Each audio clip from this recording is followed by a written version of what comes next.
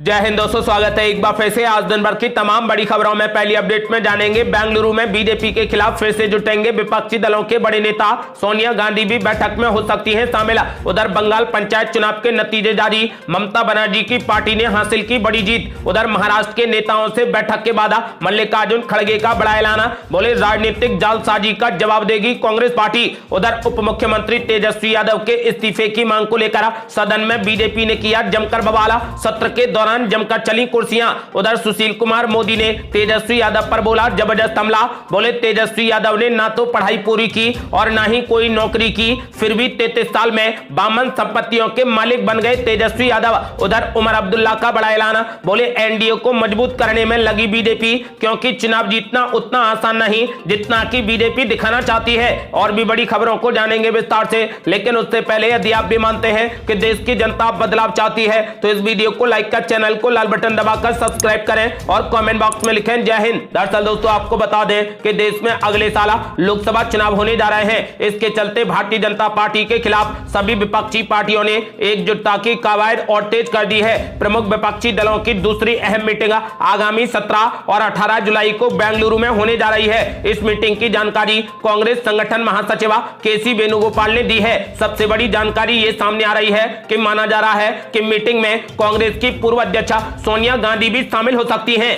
और बड़ी खबर, दिल्ली में बड़ी बैठक के बाद मल्लिकार्जुन खड़गे का बड़ा ऐलान, बोले राजनीतिक जालसाजी का जवाब देगी कांग्रेस पार्टी। दरअसल दोस्तों आपको बता दें कि महाराष्ट्र में विपक्षी दलों की मुश्किलें कम होने का नाम नहीं ले रही। शिवसेना के बाद एनसीपी में हुई फूट से माहौल ज्यादा गर्मा गया है। अब कांग्रेस अकेली ऐसी पार्टी बची है जिसके विधायक फिलहाल एकजुट हैं। ऐसे में पार्टी को बगावत का डर सता रहा है। इसी को लेकर दिल्ली में एक बड़ी बैठक बुलाई गई जिसमें महाराष्ट्र के तमाम बड़े नेता शामिल रहे।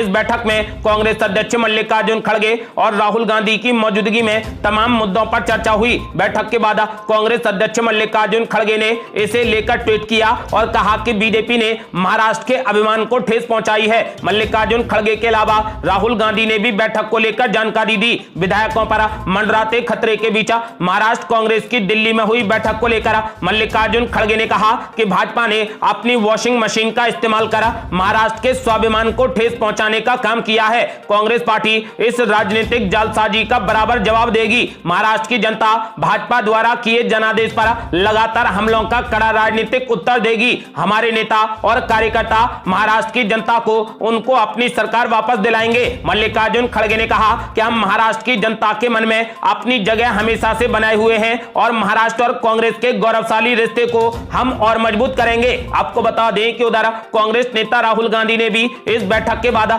सोशल मीडिया पोस्ट में कहा कि हम लोगों की आवाज को उठाने का काम करेंगे। उन्होंने कहा कि आज माननीय कांग्रेस अध्यक्ष मल्लिकार्जुन खड़गे के नेतृत्व में महाराष्ट्र कांग्रेस के नेताओं के साथ बड़ी बैठक हुई। राहुल गांधी ने कहा कि महाराष्ट्र कांग्रेस पार्टी का गढ़ है और हमारा ध्यान वहां पर कांग्रेस पार्टी को मजबूत करने और लोगों की आवाज उठाने पर है। राहुल गांधी ने कहा कि हम सब मिलकर यह सुनिश्चित करेंगे कि इस जन विरोधी सरकार को हराया जाए।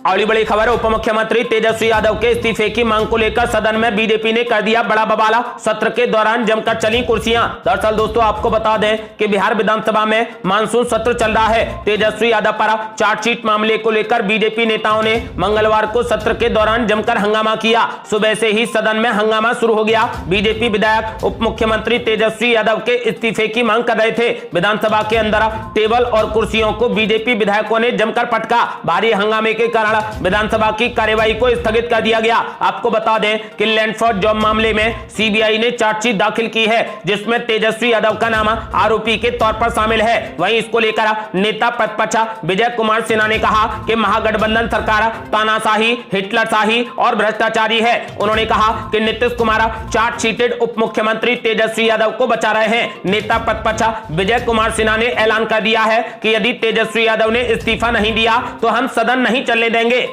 और बड़ी खबर, सुशील कुमार मोदी ने तेजस्वी यादव पर बोला जबरदस्त हमला, बोले तेजस्वी यादव ने ना तो पढ़ाई पूरी की और ना ही कोई नौकरी की, फिर भी 33 साल में 52 संपत्तियों के मालिक बन गए। दरअसल दोस्तों आपको बता दें कि लैंडफोर्ड जॉब मामले को लेकर मंगलवार को विधानसभा में जमकर हंगामा हुआ। बीजेपी सदन में तेजस्वी यादव के इस्तीफे की मांग कर रही थी। इसको लेकर विधानसभा की कार्यवाही को स्थगित करना पड़ा। वहीं इस मामले को लेकर पूर्व उप मुख्यमंत्री एवं राज्यसभा सदस्य सुशील कुमार मोदी ने कहा कि लालू प्रसाद प्रसाद यादव ने गरीबों और पिछड़ों को गुमराह कर सत्ता पाई और इसका दुरुपयोग केवल अपनी संपत्ति बनाने में किया। उनका परिवार देश के सर्वाधिक भ्रष्ट राजनीतिक परिवारों में है और इससे बिहार शर्मसार है। उन्होंने कहा कि तेजस्वी यादव ने ना तो पढ़ाई पूरी की, ना ही कोई नौकरी की और ना उनके माता पिता के पास कोई पुश्तैनी संपत्ति थी। ऐसे में उन्हें बताना चाहिए कि वे 33 साल की उम्र में 52 बहुमूल्य संपत्तियों के मालिक कैसे बन गए। आपको बता दें कि बीजेपी नेता सुशील कुमार मोदी ने कहा कि तेजस्वी यादव के पिता लालू प्रसाद यादव चारा घोटाले के 4 मामलों में सजा याफ्ता हैं और राबड़ी देवी सहित पूरा परिवार के आधा दर्जन लोग भ्रष्टाचार के मामलों में आरोपी हैं। सुशील कुमार मोदी ने कहा कि इनमें से किसी को भी अदालत ने बरी नहीं किया है। अगली बड़ी खबर, उमर अब्दुल्ला ने बीजेपी पर बोला जबरदस्त हमला। बोले एनडीए को मजबूत करने में लगी बीजेपी, क्योंकि चुनाव जीतना उतना आसान नहीं जितना कि बीजेपी दिखाना चाहती है। दरअसल दोस्तों आपको बता दें कि लोकसभा चुनाव को लेकर सरगर्मियां काफी तेज हो गई हैं। उत्तर से लेकर दक्षिण तक तो पूरब से लेकर पश्चिम तक देश में सियासी पारा चढ़ा हुआ है। दावों और दावों की काट निकाली जा रही है। इस बीच नेशनल कॉन्फ्रेंस के उपाध्यक्ष उमर अब्दुल्ला ने कहा कि बीजेपी 2024 के आम चुनाव से पहले राष्ट्रीय जनतांत्रिक गठबंधन यानी एनडीए को फिर से मजबूत करने की कोशिश कर रही है, क्योंकि चुनाव जीतना उतना आसान नहीं होगा जितना कि वो दिखाना चाहती है। जम्मू कश्मीर के पूर्व मुख्यमंत्री ने मंगलवार को आरोप लगाया कि पिछले 5-8 वर्षों में बीजेपी ने अपने सहयोगियों के साथ में दोस्ती का कहीं भी सम्मान नहीं किया, लेकिन अब मजबूरी में मेल मिलाप की कोशिश कर रही है। समान नागरिक संहिता के मुद्दे पर उमर अब्दुल्ला ने कहा कि बीजेपी को अपना एजेंडा तय करने का अधिकार है। उन्होंने कहा कि नेशनल कॉन्फ्रेंस बीजेपी के एजेंडे का समर्थन नहीं करती, लेकिन अगर ऐसा कोई कानून लागू किया जाता है तो किसी भी समुदाय के लिए कोई भी छूट नहीं होनी चाहिए, यहां तक कि आदिवासियों के लिए भी कोई भी छूट न मिले। बीजेपी द्वारा यूसीसी जैसे मूल मुद्दे उठाए जाने के बारे में पूछे जाने पर उन्होंने कहा कि मुझे लगता है कि हमारा ध्यान इस बात पर होना चाहिए कि बीजेपी किस तरीके से एनडीए को फिर से मजबूत करने की कोशिश कर रही है। यह इस बात का प्रमाण है कि बीजेपी को लगता है कि जमीनी हालात उसके पक्ष में नहीं है। अगली बड़ी खबर, भारत समेत कई देशों में बाढ़ से मची तबाही, नदियों में आ गया उफान। दरअसल दोस्तों आपको बता दें कि पूरे भारत में इस वक्त मानसून अपने चरम पर है। भीषण बारिश के चलते भारत के बहुत से हिस्सों में बाढ़ जैसे हालात पैदा हो गए हैं। हिमाचल प्रदेश के बहुत से क्षेत्र पानी में जलमग्न नजर आ रहे हैं। लगातार हो रही बारिश और लैंडस्लाइड के चलते पहाड़ों पर ही 35 लोग अपनी जान गंवा चुके हैं। ऐसी स्थिति केवल भारत की ही नहीं बल्कि दुनिया भर के बहुत से देश इसी प्रकार की परिस्थिति से जूझ रहे हैं। चीन, अमेरिका, जापान, तुर्की में बाढ़ जैसे हालात बने हुए हैं। रिपोर्ट के अनुसार अमेरिका भी बाढ़ की चपेट में है। 2011 में तूफान आयरीन की तबाही के बाद अब न्यूयॉर्क की हडसन वैली में बाढ़ जैसे हालात हैं। भारत के अलावा चीन, जापान, तुर्की और अमेरिका में बाढ़ जैसे हालात उत्पन्न हो गए हैं। जरूरत से ज्यादा बारिश के चलते नदियों में उफान आ गया है। पहाड़ी क्षेत्रों में लैंडस्लाइड की घटनाएं भी बढ़ती जा रही हैं। अगली बड़ी खबर, बारिश लगातार बरपा रही कहर। हिमाचल में 63 लोगों की मौत, यूपी से पंजाब तक मौसम का रौद्र रूप, दिल्ली भी हो गई जलमग्न। दरअसल दोस्तों आपको बता दें कि देश में बारिश का कहर जारी है। हिमाचल प्रदेश में हालात भयावह हो चुके हैं। बारिश, भूस्खलन और बाढ़ के चलते यहां अब तक 20 लोगों के मारे जाने की खबर है। कुल मिलाकर हिमाचल में अब तक 63 लोगों की जान चली गई। बड़ी संख्या में लोग बेघर हो चुके हैं। पिछले 24 घंटे के अंदर 40 जगहों पर भूस्खलन की घटनाएं हुई हैं। ब्यास नदी उफान पर है, इसके किनारे बनी कई इमारतें ढह गईं, पुल भी ढह गए। यूपी, उत्तराखंड, पंजाब, दिल्ली, राजस्थान, मध्य प्रदेश में भी हालात बेकाबू होते दिख रहे हैं। आंकड़ों पर नजर डालें तो पिछले 72 घंटों में देश के अलग अलग स्थानों पर और अलग अलग राज्यों में 76 लोगों की जान चली गई। यूपी में 34, हिमाचल में 20, जम्मू कश्मीर में 15, दिल्ली में 5, राजस्थान में 1 और हरियाणा में 1 इंसान की मौत हो गई। आपको बता दें कि कुल मिलाकर पिछले 72 घंटे में पूरे देश में 76 लोग अपनी जान गंवा चुके हैं। अगली बड़ी खबर, मैदानों से लेकर पहाड़ों तक बारिश ने मचाई तबाही। अब आईएमडी ने कई राज्यों के लिए जारी कर दिया रेड अलर्ट। दरअसल दोस्तों आपको बता दें कि देश में भारी बारिश का कहर जारी है। कई राज्यों में हालात भयावह हो चुके हैं। हिमाचल प्रदेश, उत्तराखंड, बिहार, यूपी, हरियाणा, पंजाब समेत कई राज्यों से बारिश की डरावने वाली तस्वीरें सामने आ रही हैं। अब भारतीय मौसम विज्ञान विभाग ने बारिश का ताजा अपडेट जारी किया है। आईएमडी ने अलग अलग राज्यों के लिए ऑरेंज और रेड अलर्ट जारी कर दिया है। उत्तराखंड और पश्चिमी उत्तर प्रदेश के आसपास के इलाकों में बारिश का रेड अलर्ट जारी किया गया है। 12 जुलाई को यहां पर कई जगहों पर भारी से बहुत भारी बारिश होने की संभावना है। बारिश से बाढ़ और भूस्खलन जैसे हालात बन सकते हैं। मौसम विभाग की अपील है कि जल जमाव की संभावना वाले क्षेत्रों में जाने से बचें और कच्ची सड़कों और पुरानी इमारतों से दूर रहें, क्योंकि बारिश के कारण नदियां उफान पर हैं और भूस्खलन की भी कई घटनाएं सामने आई हैं। वहीं अरुणाचल प्रदेश, असम और मेघालय में आज 12 जुलाई को भारी बारिश को लेकर ऑरेंज अलर्ट जारी किया गया है। इन राज्यों में आज भारी बारिश होने का अनुमान है। सिक्किम, उप हिमालयी इलाकों और पश्चिम बंगाल में भी ऑरेंज अलर्ट जारी किया गया है। बिहार में पिछले 24 घंटों के दौरान प्रदेश के उत्तरी हिस्सों में कई स्थानों पर भारी बारिश हो रही है। राज्य में 13 जुलाई तक भारी बारिश होने की संभावना है। आईएमडी के वैज्ञानिक नरेश कुमार ने बताया कि अभी बारिश एक सक्रिय पश्चिमी विक्षोभ के कारण हो रही थी। बारिश का असर सबसे ज्यादा हिमाचल प्रदेश में था। दिल्ली, एनसीआर सहित पंजाब, हरियाणा, राजस्थान में भी असर देखने को मिला। आज उत्तराखंड के लिए रेड अलर्ट जारी किया गया है। वहीं दिल्ली में भी हल्की बारिश की संभावना है। अगली बड़ी खबर, गरीबी मिटाने में भारत का पूरी दुनिया ने माना लोहा। भारत में महज 15 सालों में 41.5 करोड़ लोग गरीबी से निकले बाहर। यूएन ने भी जमकर की तारीफ। दरअसल दोस्तों आपको बता दें कि भारत में साल 2005 और 6 से साल 2019 और 21 के दौरान सिर्फ 15 साल में 41.5 करोड़ लोग गरीबी से बाहर निकले हैं। संयुक्त राष्ट्र की एक रिपोर्ट में मंगलवार को इस बात की जानकारी दी गई। संयुक्त राष्ट्र विकास कार्यक्रम और ऑक्सफोर्ड विश्वविद्यालय में ऑक्सफोर्ड गरीबी और मानव विकास पहल के जारी वैश्विक बहुआयामी गरीबी सूचकांक के ताजा आंकड़ों के मुताबिक दुनिया की सबसे अधिक आबादी वाले देश भारत ने गरीबी उन्मूलन के मोर्चे पर काफी अच्छा प्रदर्शन किया है। इसमें कहा गया है कि भारत सहित दुनिया के 25 देशों ने पिछले 15 साल में सफलता के साथ अपने वैश्विक एमपीआई मूल्य को आधा किया है। इससे इन देशों में हुई प्रगति का पता चलता है। इन देशों में कंबोडिया, चीन, Congo, Honduras, Bharat, Indonesia, Morocco, Serbia और वियतनाम शामिल हैं।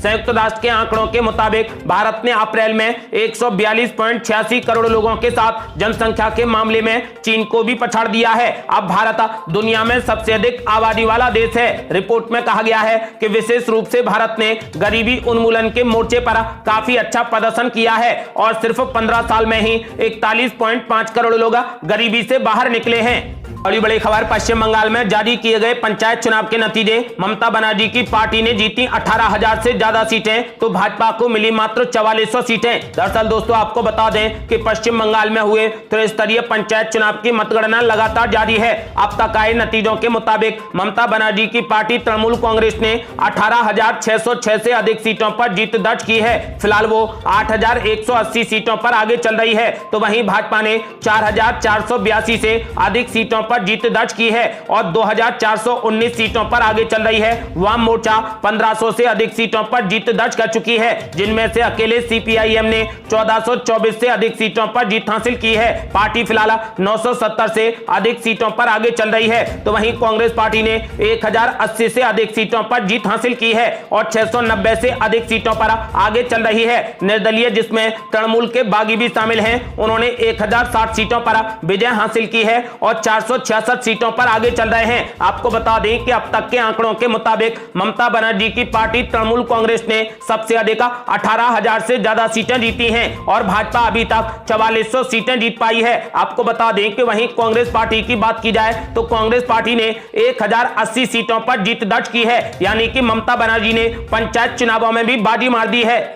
अगली बड़ी खबर, बीजेपी ने नीतीश कुमार पर बोला जबरदस्त हमला। कहा नीतीश कुमार पर आ गया बुढ़ापा, अब वो महागठबंधन में ऐसे फंस गए हैं, ना तो डूब सकते हैं और ना ही उतर सकते हैं। दरअसल दोस्तों आपको बता दें कि मुख्यमंत्री नीतीश कुमार ने आरजेडी और कांग्रेस के कुछ विधायकों पर केंद्रीय गृह मंत्री अमित शाह से मिले होने के आरोप लगाए हैं। इसको लेकर महागठबंधन में फूट पड़ती नजर आ रही है, लेकिन मामले को तत्काल सवाल लिया गया है। कांग्रेस और आरजेडी के नेताओं ने अपनी ओर से कुछ भी बोलने से साफ इनकार कर दिया है, लेकिन इस मामले पर बीजेपी के नेता पूरे तरीके से महागठबंधन और नीतीश कुमार पर हमलावर हैं। बिहार सरकार के पूर्व मंत्री शहनवाज हुसैन और डिप्टी सीएम रेणु देवी ने मुख्यमंत्री नीतीश कुमार को निशाने पर ले लिया। शहनवाज हुसैन ने कहा कि महागठबंधन में फूट पड़ गई है, एक दूसरे के खिलाफ बयानबाजी हो रही है। उन्होंने कहा कि महागठबंधन के अंदर कोई भी एक दूसरे पर यकीन नहीं कर रहा। इस प्रकार महागठबंधन का क्या भविष्य होगा ये ऊपर वाला ही जानता है। वहीं पूर्व डिप्टी सीएम रेणु देवी ने भी इस मामले पर नीतीश कुमार पर जमकर प्रहार किया।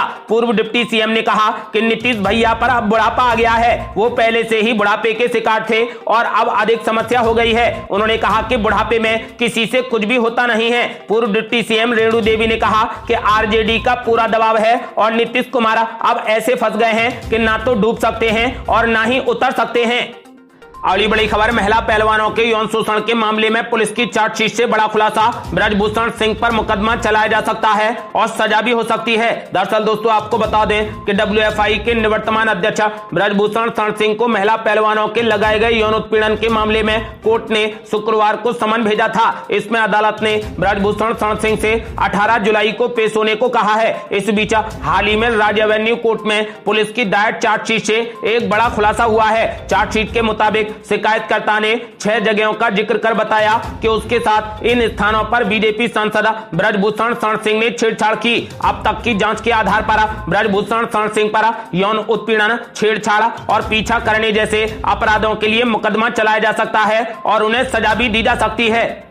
अगली बड़ी खबर, उद्धव ठाकरे को बीजेपी नेता ने दे डाली बड़ी धमकी। कहा अगर फिर से देवेंद्र फडणवीस और गृह मंत्री अमित शाह का किया अपमान तो बिगड़ सकती है कानून व्यवस्था। दरअसल दोस्तों आपको बता दें कि भाजपा नेता चंद्रशेखर बावनकुले ने मंगलवार को कहा कि अगर उद्धव ठाकरे महाराष्ट्र के उप मुख्यमंत्री देवेंद्र फडणवीस और केंद्रीय गृह मंत्री अमित शाह का अपमान करते रहेंगे तो इससे राज्य में कानून व्यवस्था की स्थिति खराब हो सकती है। उन्होंने कहा कि हम ईंट का जवाब पत्थर से देंगे, आगे कुछ भी होगा तो भाजपा इसके लिए जिम्मेदार नहीं होगी। आपको बता दें कि बावनकुले ने कहा कि उद्धव ठाकरे का मानसिक स्वास्थ्य बिगड़ गया है, उन्हें इलाज कराने की जरूरत है। भाजपा नेता ने सोमवार को उद्धव ठाकरे की तरफ से देवेंद्र फडणवीस के लिए इस्तेमाल किए गए कलंक शब्द के लिए उन पर हमला किया। उन्होंने उद्धव ठाकरे को दागी पूर्व मुख्यमंत्री बताया। प्रदेश भाजपा अध्यक्ष ने ठाकरे को फिर से देवेंद्र फडणवीस का अपमान करने की चुनौती देते हुए कहा कि वो जहां भी जाएंगे उनका विरोध प्रदर्शन किया जाएगा।